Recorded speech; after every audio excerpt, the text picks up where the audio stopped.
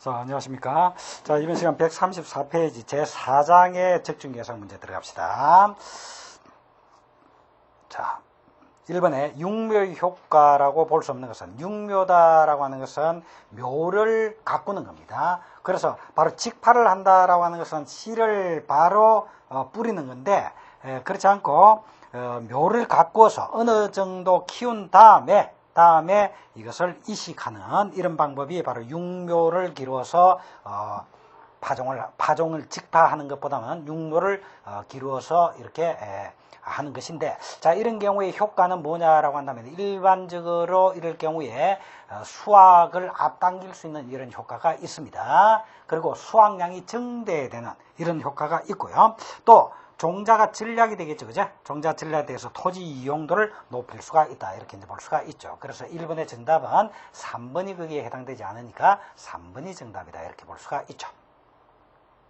이번에 종자 파종 시 전파하고 깊게 복토하는 것이 좋은 것은 이런다. 자, 전파를 한다라고 하는 것은 일정 간격을 두고 점을 찍듯이 이렇게 딱딱 심습니다. 그죠? 자, 이러니까 이런 경우에는 일반적으로 종자가 좀 큰 종자여야 됩니다. 그죠? 큰 종자여야 되고, 깊게 복토하는 건 마찬가지. 작은 종자의 경우에는 깊게 복토해버리면은, 그리고 빛이 들어가지도 못할 것이고 산소도 부족하고 해서 발화율이 확 떨어질 겁니다. 그런데 큰 종자이기 때문에 복토를 좀 깊게 해도 됩니다. 그래서 2번의 경우는 1번이 정답이다. 다시 말하면 대립종자는 전파하고 깊게 복토한다, 이렇게 이제 볼 수가 있겠죠.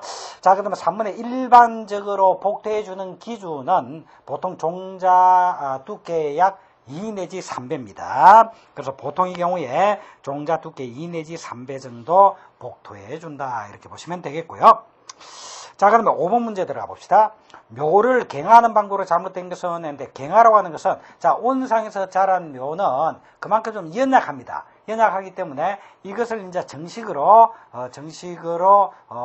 내어 심을 때, 정식할 때, 이때는 그 새로운 환경에 잘 적응할 수 있도록 하기 위해서 약간의 단련을 시킬 필요가 있다, 이런 얘기죠. 이 단련시키는 것을 갱화시킨다, 이렇게 이야기합니다. 자, 그러면 갱화시키는 방법은 일반적으로 관수량을 줄여주고, 다시 말하면 물을 대해주는 물량을 줄여주고, 그 다음에 온도를 낮춰주고, 좀 저온에 좀 견딜 수 있도록 온도에 낮춰주고, 그 다음에 직사광선에 직접 노출시켜서 강한 강선에도 견딜 수 있도록 이렇게 해주는 게 갱화입니다.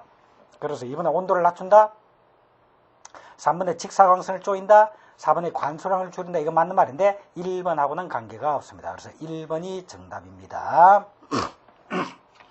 자, 그 다음에 쭉 넘어가서 7번 한번 봅시다. 야간에 상온을 낮게 하는 것을 야냉육묘라고 한다. 자, 육묘를 할 때 야간에 온도를 좀 낮춘다, 냉각시킨다, 야냉육묘라고 한다. 야냉육묘를 하는 이유가 아닌 것은 이랬는데, 자, 야간에 고온을 그대로 유지하면 모가 너무 지나치게 빨리 자라버릴 수가 있습니다. 그래서 도장이 될 수가 있는데, 이런 도장을 방지하기 위해서 야냉육묘를 하는 것이고요. 또 열매 채소의 경우에 하와를 발달시킬 수가 있으니까 발달시킬 수 있고 근묘를 육성할 수 있기 때문에 하는 겁니다. 그런데 이번에 탄수화물의 소모를 촉진한다라고 했는데, 자, 탄수화물의 소모가 촉진되는 건 어떤 경우에 그렇습니까? 호흡이 활발하게 이루어질 때 기관에 저장된 영양분인 탄수화물이 소모가 될 거예요. 그러면 야간에 온도를 낮춘단 말이에요. 온도를 낮추면 야간의 경우는 어떻게 됩니까? 호흡 속도가 줄어들게 되겠죠. 호흡 속도가 줄어들면 그만큼 탄수화물의 소모가 줄어들 수가 있습니다. 그래서 2번이 잘못된 거네. 탄수화물의 소모를 촉진시킨다라고 했는데 그렇지 않습니다. 탄수화물의 소모를 줄여줄 수 있는 것이다, 이렇게 봐야 되겠죠. 그래서 7번의 정답은 2번이 정답이다, 이렇게 이제 보시면 되고요. 자, 그 다음에 9번을 한번 보죠. 상토, 재배하는 배지입니다. 배지, 재배하는 배지, 재배하는 토지, 배지입니다. 자, 상토를 조제할 때 알맞는 조성은, 상토의 경우는 일반적으로 논흙과 완숙탭이 그리고 강모래를 섞는 게 좋습니다. 논흙, 완숙탭이, 강모래. 2번이 정답입니다. 2번이 정답입니다. 자, 그러면 10번 보면 공정육묘용 상토 제조 시 통기성도 좋고 배수성도 좋아서 가장 많이 사용하는 재료가 뭐냐라고 물으면 피트모스입니다. 피트모스. 자, 피트모스는 수천 수만 년 전에 늪지대에서 생성된 유기광물로서 천년 유기물이 변진될 것이다. 그래, 유기물이 아주 풍부하죠, 그죠? 유기물이 풍부하고 또 통기성도 좋고 배수성도 좋습니다. 그래서 상토 제조를 위한 재료로 많이 쓰고 있습니다. 이게 피트모스입니다. 그래서 3번이 정답이다. 이렇게 이제 보시면 되고요. 자, 그 다음에 쭉 내려가서요. 13번 문제 한번 봅시다. 파종 후 복도 방법을 잘못 설명하고 있는 것은 이랬는데 4번에는 호광성종자. 호광성종자는 햇빛이 쬐어질 때 발화가 촉진이 됩니다. 자, 그렇다면 이런 햇빛이 잘 조사될 수 있도록 하기 위해서는 깊게 복토해야 되겠습니까? 낮게 복토해야 되겠습니까? 낮게 복토해야 된다. 그래서 4번이 잘못된 것이다. 4번이 정답이다. 이렇게 볼 수가 있죠. 그 다음에 14번. 오이, 수박, 가지의 접목육묘하는 방법. 그런데 오이는 맛접을 하고요. 수박은 꼬지접을 하고요. 가지는 쪼개접을 합니다. 쪼개접을 합니다. 그래서 오이는 맛접, 수박은 꼬지접, 가지는 쪼개접을 한다. 자, 맛접, 꼬지접, 쪼개접 이거 어떻게 하느냐? 이것은 그림이 164페이지 쭉 나와 있죠? 164페이지 그림을 한번 보면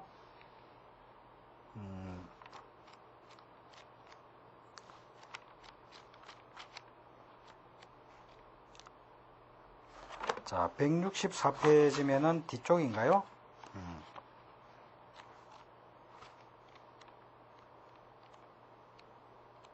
164페이지. 자, 그림이 나와 있죠? 거기 나와 있듯이 바로 맛접이다.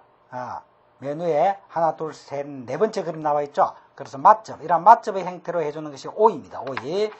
그 다음에 수박은 꼬지접을 한다. 이렇게 되어 있죠? 그래서 꼬지접은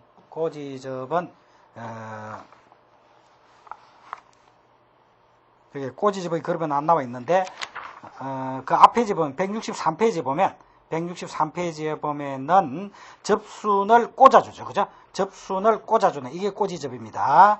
그래서 수박 같은 경우에 꼬지접을 한다라는 게 163페이지 맨 밑에 아래쪽에 있는 그림입니다.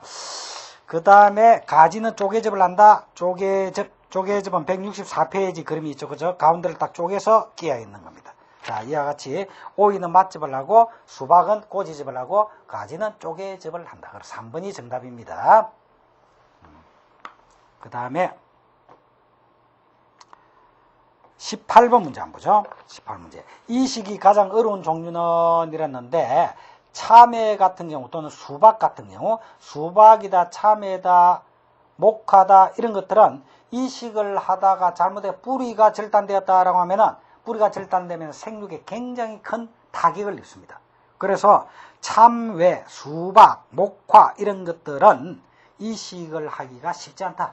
이식하면서 뿌리가 절단되면 굉장히 생육에 나쁜 영향을 미치기 때문이다. 이렇게 볼 수가 있겠죠. 그래서 이식이 가장 어려운 종류는 참외, 수박, 목화 등이다. 그래서 3번이 정답이다. 이렇게 볼 수 있고요. 그 다음에 19번 문제. 정식을 하기 위해서 모종을 굳히기에 알맞는 조건 이런데, 자, 굳히기 어떻게 한다고 그랬죠? 온도를 일단 낮춘다. 그죠? 그 다음에 광을 세게 쫀다. 그지? 그 다음에 관수량을 줄인다. 자, 이렇게 함으로써 갱화시킨다고 그랬죠? 굳히기를 한다고 그랬죠? 굳히기를 하는 것은 갱화를 말합니다. 자, 그러니까 여기서는 저온, 그리고 건조, 관수량을 줄이니까 건조, 그리고 강한 강선. 4번이 정답이죠. 그죠? 4번이 정답이다. 이렇게 볼 수가 있습니다. 자, 이제 21번 문제 한번 봅시다. 21번. 파를 재배할 때 이랑 사이의 흙을 나무굴에 모아주는 가장 큰 이유는 무엇인가? 이건 바로 줄기를 연백시키기 위해서 그렇습니다. 다시 말하면 이랑 사이의 흙을 나무 그루 사이로 모아주는 걸 우리는 배토라고 그러는데 이런 배토의 효과 중에 연백 효과가 있습니다. 자, 우리 양파 같은 경우에 파를 보면 파대가 이렇게 올라가 있고요. 그림을 잘 못 그렸는데 이게 이제 파입니다.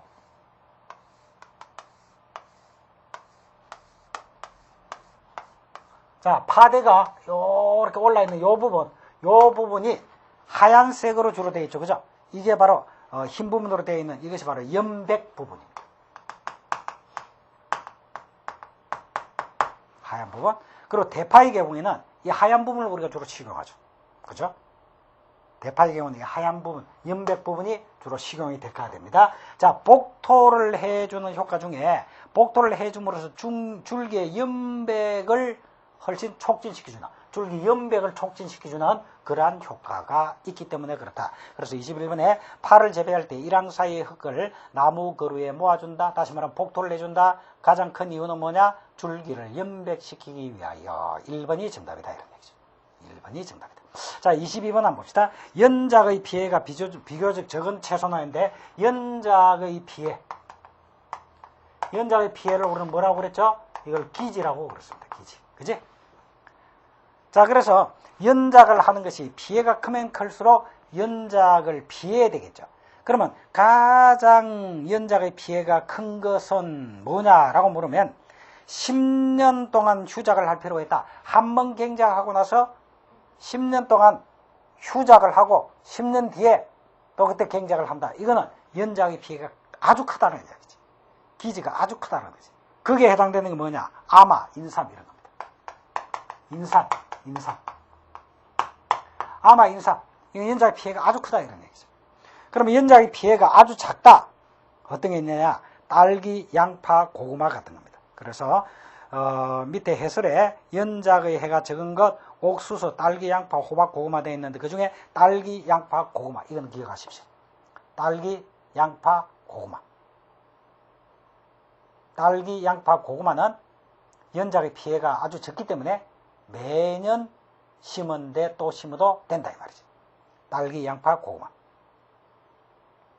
그 다음에 한 3년 정도 휴작을 요하는 것, 토란, 강남콩 이런 거고요.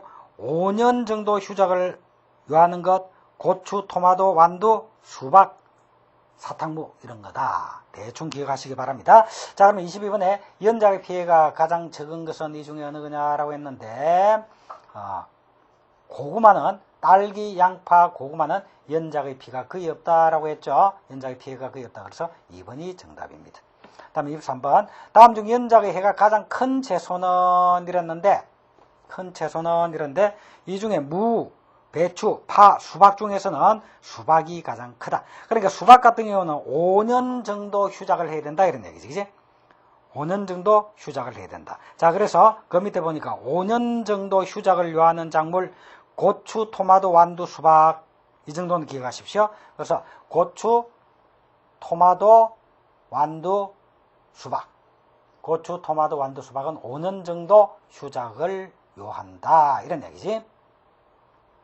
그리고 수박의 경우에는 연작장애로서 주로 등굴 쪼금병 같은 게 나타날 수가 있다. 이렇게 볼 수가 있습니다. 자, 그 다음에 중갱이다라고 하는 것은 호미 같은 것으로 흙을 부드럽게 쪼아주는 것. 이걸 중갱이라고 그럽니다.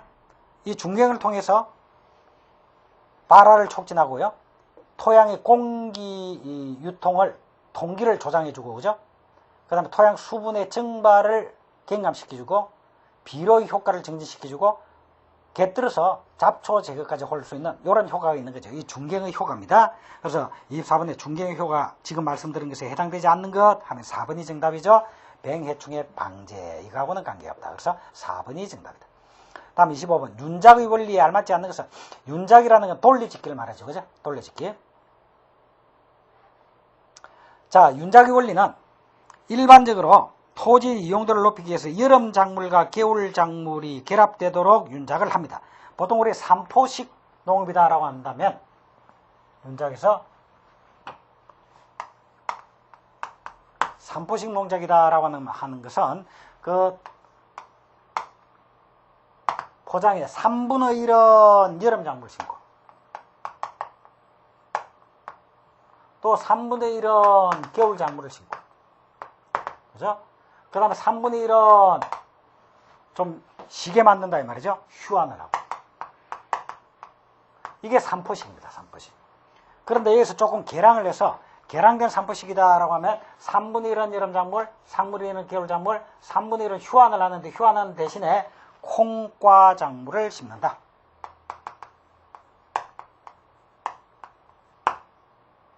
콩과작물을 심는다. 이렇게 하는 것이 개량된 산포식이다. 이렇게 보시면 되겠죠.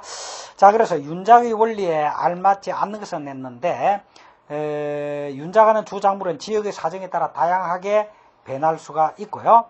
두 번째로 토지 이용도를 높이기 위하여 여름작물과 겨울작물 중 한 가지로 통일한다라고 했는데 그렇지 않죠. 한 가지로 통일하는 게 아니라 여름작물과 겨울작물을 결합해서 윤작한다. 2번이 틀리고 3번에 지력 유지를 위해서 콩가작물이나 녹비작물이 포함된다. 콩가작물이나 녹비작물을 포함시켰을 경우에 지력의 회복이나 유지에 도움이 된다. 그 다음에 잡초를 경감하기 위해서 중갱작물이나 피복작물을 포함시키는 것이 좋다. 중갱작물이다라고 하는 것은 뿌리가 깊은 작물을 중경작물이라고 합니다. 뿌리가 깊게까지 내려가는 작물. 자, 이런 중갱작물에는 옥수수, 스위트 클로바 같은 것이 있다. 옥수수, 스위트 클로바. 옥수수, 스위트 클로바 같은 것은 중경작물이고 피복작물의 대표적인 게 잔디입니다. 잔디. 이런 피복작물 같은 것을 섞어서 윤작함으로 인해서 잡초의 경감을 줄여줄 수가 있다. 자, 그래서 25번은 정답은 2번이 될 것이다. 이렇게 볼 수가 있죠. 자, 이제 27번 문제를 한번 봅시다. 흑색 필름으로 멀팅이라는 덮어주는 거죠. 멀팅했을 때 나타나는 효과와 가장 거리가 먼 것은 이런 식으로 되어 있는데, 자, 우리가 멀팅을 할 때 필름으로 사용하는 것이 흑색 필름과 투명 필름 그리고 녹색 필름 이런 것들이 사용이 됩니다. 그래서 투명 필름을 사용하기도 하고 흑색 필름을 사용하기도 하고 녹색 필름을 사용하기도 합니다. 자, 이런 거 사용할 때 지온 상승 효과와 잡초 억제 효과는 어떻게 나타나겠는가?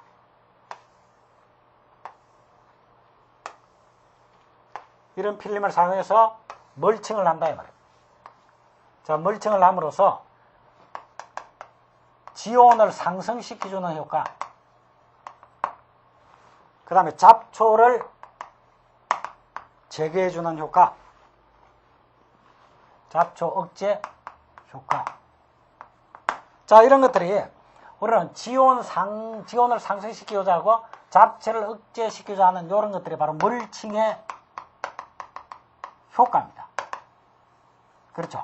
자, 그러면 이런 멀칭의 효과를 투명 필름으로 멀칭할 경우와 흑색 필름, 녹색 필름으로 멀칭할 경우에 과연 어떤 효과가 더 크게 나타나겠는가라고 하는 겁니다. 그래서 투명 필름으로 멀칭하면은 지온 상승 효과는 크지만 이건 크다.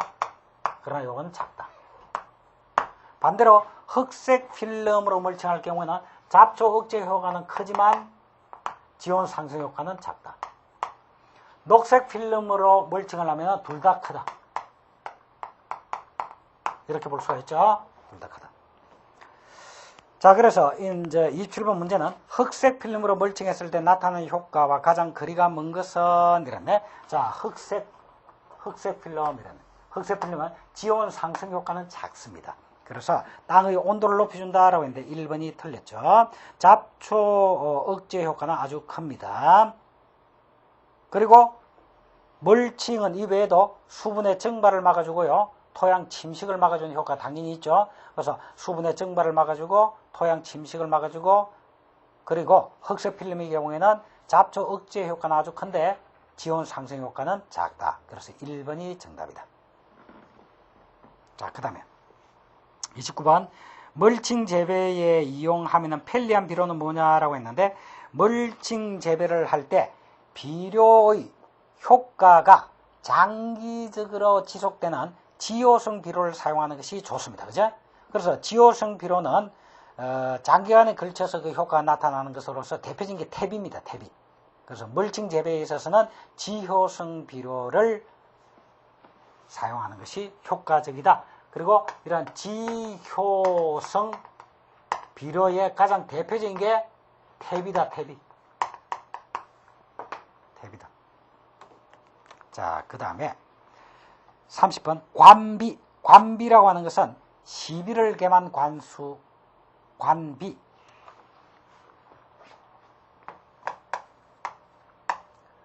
시비 플러스 관수.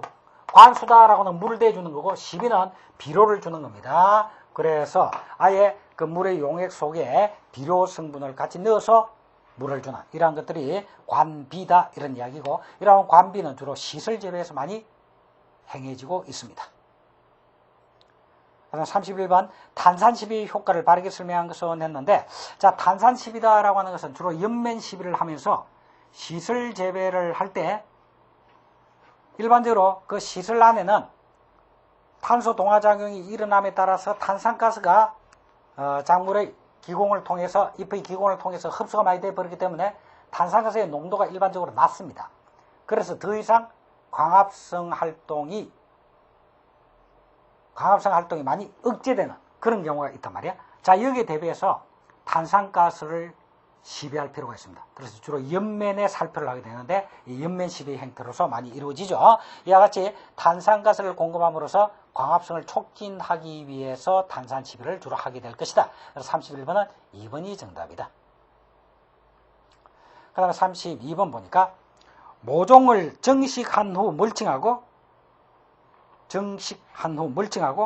소행 터널을 씌워서 보호해주는 채소 재배 방식이 뭐냐? 이게 조숙 재배입니다. 조숙 재배는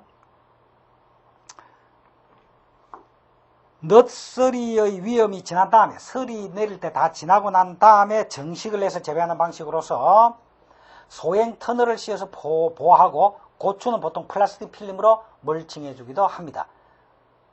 이것이 조숙 재배다. 그래서 2번이 정답이고요. 그 다음에 33번에 저면관수법에 대한 설명이 잘못된 것은 이랬는데, 저면관수라고 하는 것은 뭐냐면, 간단히 예를 든다라고 한다면, 대야에 물을 받아놓고 화분을 담가 놓으면은 그 화분의 뿌리 부분에서 물을 흡수해 올라가는 이런 형태로 물의 공급이 이루어지는 거. 이걸 저면관수라고 합니다. 뿌리 근처에 물을 주는 거. 그래서 저면관수다라고 하는 것은 결국 잎부분부터 위에서 잎까지 다 스쳐서 이렇게 물을 주는 것이 아니라 뿌리 부분에 물을 주는 게 저면관수입니다. 대표적으로 대야에 물을 담아놓고 우리가 화분을 이렇게 담가 놓죠.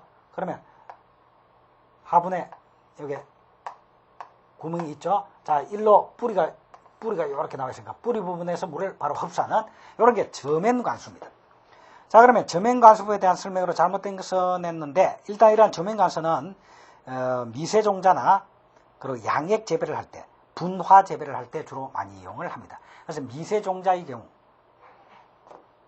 그리고 양액 재배를 할 때, 그리고 분화 재배다라고 하는 것은 화분에서 꽃을 기르는 것, 이런 경우에 주로 이용을 많이 합니다. 그래서 이러한 저면관수는 대립종자, 큰 종자를 파종한 경우에 유리한 것이 아니라 미세종자를 파종한 경우에 유리합니다. 그러니까 대립종자가 아니고 미세종자입니다. 그래서 1번이 정답입니다. 1번이 정답입니다. 자, 그 다음에 34번. 물을 천천히 조금씩 흘러나오게 하여 필요한 부위에 집중적으로 관수하는 방법, 이걸 점적관수라고 합니다. 점적관수. 그러면 이런 점적관수는, 자, 파이프가 쭉 가면서 여기에 조그마한 구멍들 조그맣게 내놓고 여기서 물이 조금씩 흘러나오게 하는 겁니다. 조금씩 흘러나오게. 이게 점적관수입니다. 그러니까 점적관수는 표토가 굳어지지 않고 토양의 유실이 없다라는 장점이 있습니다. 우리가 관수를 하도록 물을 한꺼번에 쭉 주면 토양의 유실이 물에 같이 식이 들어가는 게 있을 텐데, 이 점적관수는 그럴 염려는 없다. 그리고 표토가 또 굳어지지 않겠죠. 조금씩 이렇게 떨어지니까.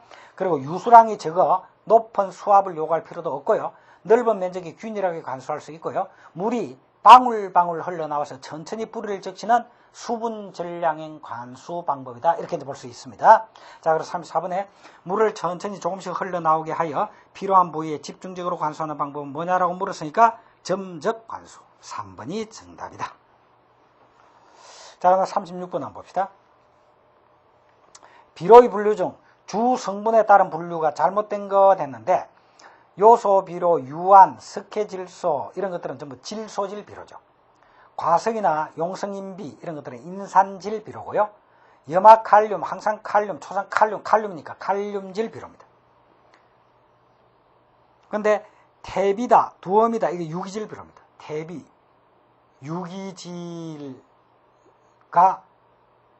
유기질과 그리고 가축들의 뭐 노폐물 이런 것들이 이제 결합된 퇴비, 두엄 이런 것들은 유기질 비료입니다. 그러나 용성인비와 염화칼슘은 무기질 비료입니다. 유기질이 아니고 무기질입니다.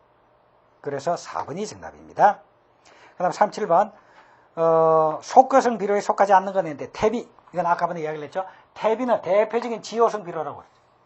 퇴비는 대표적인 지효성 비료다. 이거 하나 기억해 두시고요. 그러면 2번이 정답이다. 자, 그 다음 38번 관수 요령을 잘못 설명한 것은 냈는데 관수의 요령이 나와 있죠. 생육 단계별로 수분 요구도가 다르기 때문에 생육 단계별로 수분 요구도를 파악해서 수분 요구도가 많은 생육상에서는 관수를 많이 해줘야 되고 적게 필요할 경우는 적게 해줄 필요가 있다. 그리고 염류 집적 토양이나 사질 토양은 관수를 늘려야 된다. 염류가 집적되어 있다. 집적되어 있으니까 관수를 늘려서 염류를 좀 쉽게 내려가도록 해야 되겠고, 사질 토양의 경우에는 모래질의 성분이 많기 때문에 물이 쑥쑥 다 빠져버립니다. 잘 빠집니다. 그래서 이때는 관수를 늘려야 됩니다. 그리고 겨울철의 저온기나 우기에는 관수량을 줄인다. 겨울철의 저온기에는 관수량을 늘림에 따라서 얼어버립니다. 줄여야 되고, 우기에는 습도가 많기 때문에 관수량을 줄이는 게 바람직합니다. 그리고 시설 재배라든지 춘파, 봄에 씨 뿌리는 춘파 재배라든지 청경 재배, 수경 재배, 청경 재배는 상대적으로 더 많은 관수를 요구합니다. 그리고 시설 재배의 경우는 관수가 많이 필요하고, 춘파의 경우도 관수가 많이 필요하고, 청경 재배의 경우는 아예 물로서 재배를 하니까 관수가 더 많이 필요하다. 이렇게 볼 수 있겠죠. 자, 그래서 38번의 정답은 1번이 정답이다. 40번. 다음 중 요소 옆면 시비에 대한 설명 중 틀린 것은 이랬죠. 자, 옆면 시비 할 때 잎의 표면보다는 뒷면에서 더욱 잘 흡수된다. 그래서 옆면 시비는 잎의 뒷면에 해주는 게 좋다 이런 얘기죠. 자, 그 말은 무슨 말이냐면 잎의 표면은 뒷면보다도 큐티클라층이 두껍습니다. 큐티클라층이 표면이 더 두꺼워요. 그러다 보니까 표면에서는 흡수가 잘 안 됩니다. 오히려 뒷면에서 흡수가 더 많이 되기 때문에 그렇다 이런 얘기고, 그 다음에 요소 옆면 시비에서 살포액은 보통 약산성 상태에서 가장 잘 흡수합니다. 그래서 pH가 한 5.5에서 6 정도, 약산성에서 가장 잘 흡수가 됩니다. 그래서 2번이 틀렸고요. 나머지는 맞습니다. 그래서 40번은 2번이 정답이다. 자, 그 다음에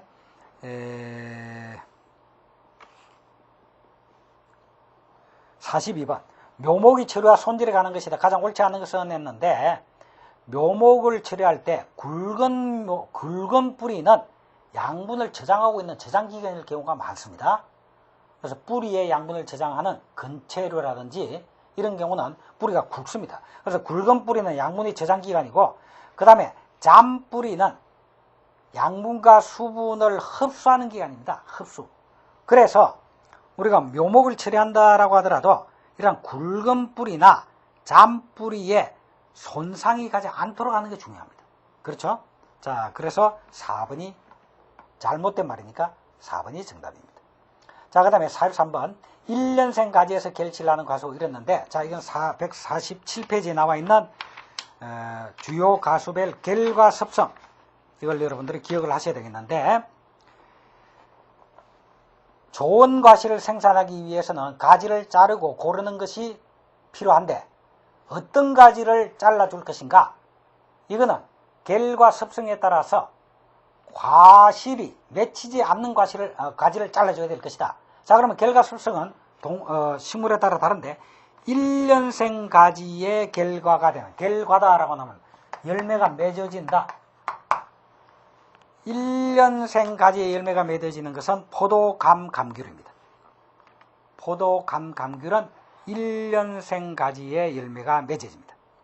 그리고 2년생 가지는 복숭아 자두입니다. 3년생이 사과배입니다. 그래서 사과배는 3년생 가지의 결과가 이루어진다. 자, 그래서 결과가 1년생, 2년생, 3년생인데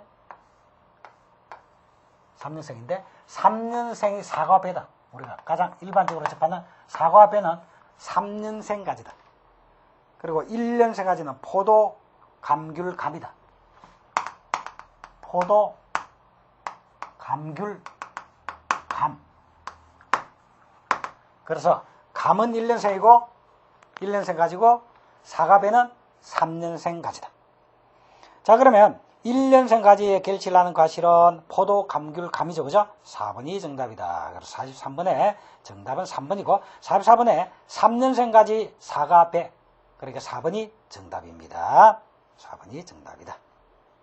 자, 그다음 45번에 전정의 효과로 옳은 것은 했는데 전정이다라고 하는 것은 가지 솎기를 말합니다. 가지를 솎아서 결실을 조절할 목적으로 행하는 것이 전정입니다.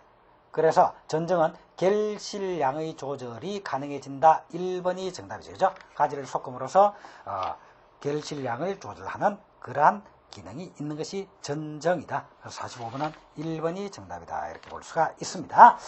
자, 이번 시간 여기까지 하고 이제 다음 시간에 그 뒤를 연결하도록 하겠습니다. 자, 수고하셨습니다.